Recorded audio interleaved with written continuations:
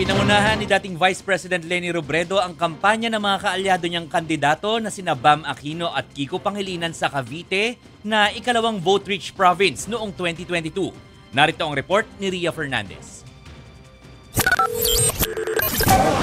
Rekta agad sa komunidad ang tandem ni Kiko Pangilinan at Bam Aquino ngayong unang araw ng kampanya para sa national candidates. Sa Barangay Cruz na Liga sa Quezon City nila napiling umpisahan ng pagbabahay-bahay. Sa pre-election survey nitong Enero ng Pulse Asia, lumabas na nasa 15 to 16 ang ranggo sa senatorial race ni Kiko Pangilinan habang ang kanyang katandem na si Bam Aquino nasa 15 to 18th place.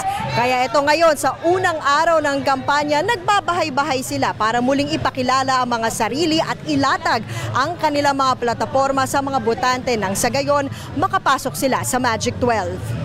Murang pagkain at bilihin ang pangako ni Kiko. Sakaling makabalik siya sa Senado matapos matalo sa vice presidential race noong 2022. Kasama niya sa kampanya ang misis ni Bam na si Timmy at aktres na si Marjorie Barreto.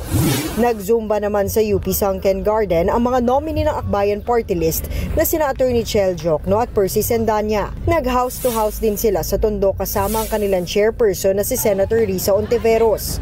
Bago ito, dumalo sila sa misa kasama si dating Vice President Leni Robredo, pati ang mga nominee ng mamamayang liberal o ML na sina Erin Tanyada at Teddy Bagilat. Bahagi ito ng pangako ni Robredo na tumulong sa kanilang kampanya bago niya tutukan ng pagtakbong mayor sa Naga. Sa pagsuporta ng dating bise, mas tumaas daw ang kumpiyansa ng mga kandidato na bubuti pa ang kanilang standing habang papalapit ang eleksyon. Kumbaga sa basketball, di ba? Second quarter na tayo.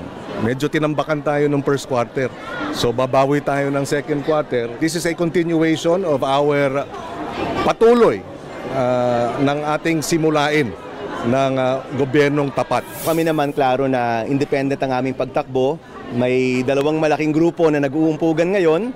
Yung focus namin, in his case, yung pagkain, yung murang presyo, pagbaba ng presyo ng pagkain at sa akin naman, yung mga reforma sa edukasyon. Nagbabalita mula sa Frontline, Ria Fernandez, News 5.